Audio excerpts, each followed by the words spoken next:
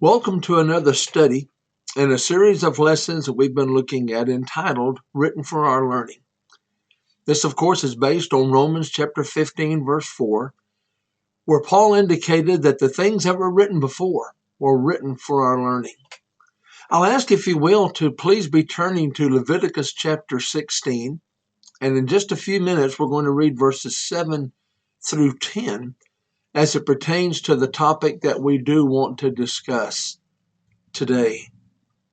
The Day of Atonement was indeed a special day in the life of God's people. One day per year, we see things occurred largely at the hand of the high priest and the other priests, but we're looking at things that were filled with meaning, and we're looking at things that had importance for us. There's so much we could say here, so many lessons we can glean, and we will be looking at other lessons as time goes on in this series.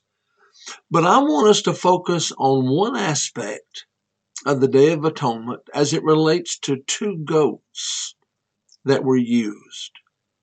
Having said that, let's read our text, Leviticus 16, verses 7 through 10. He shall take the two goats and present them before the Lord at the door of the tabernacle of meeting. Then Aaron shall cast lots for the two goats, one for the Lord and the other for the scapegoat. And Aaron shall bring the goat on which the Lord's lot fell, and offer it as a sin offering. But the goat on which the lot fell to be the scapegoat shall be presented alive before the Lord to make atonement upon it, and to let it go as the scapegoat into the wilderness. Looked at several lessons as it relates to the scapegoat and it being a type of which Christ is the antitype. But here we want to look at the two together. And to get some insight that I believe that I've gained through this study, to see that Christ is the antitype of both goats as it relates to this day. First of all, we see that it was the casting of lots that determined which goat was going to serve in which capacity.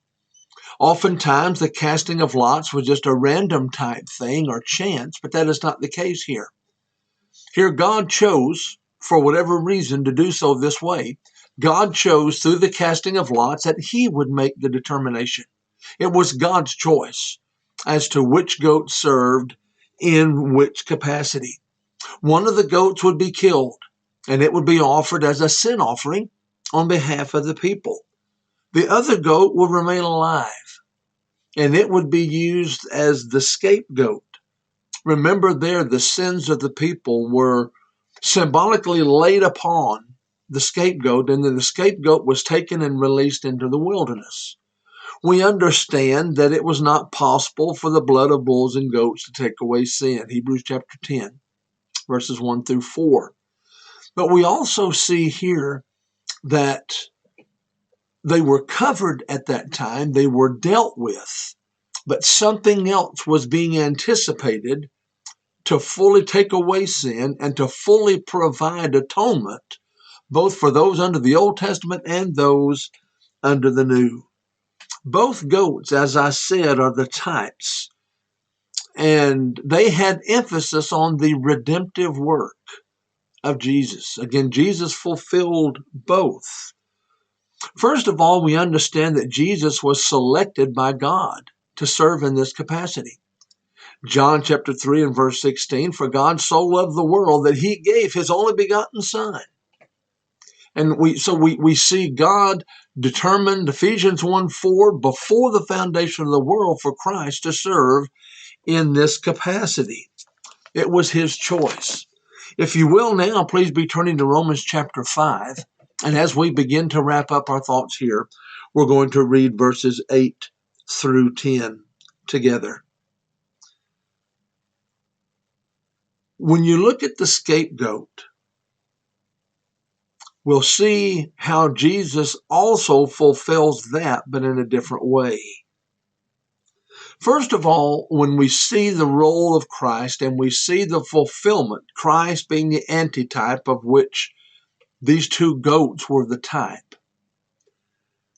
You see that he offered the perfect sacrifice. Remember, the first goat was determined to be offered as a sin offering for the people. The second goat would be the scapegoat upon which sins were symbolically placed and released into the wilderness. So let's now notice Romans chapter 5, verses 8 through 10. But God demonstrates his own love toward us, and that while we were still sinners, Christ died for us. Much more then, having now been justified by his blood, we shall be saved from wrath through him. For if when we were enemies, we were reconciled to God through the death of his Son, much more, having been reconciled, we shall be saved by his life. Yes, Christ offered the perfect sacrifice, the sinless sacrifice. It was not possible for the blood of bulls and goats to take away sins because they were not of the right kind for it to be lasting and for it to have its fullest meaning.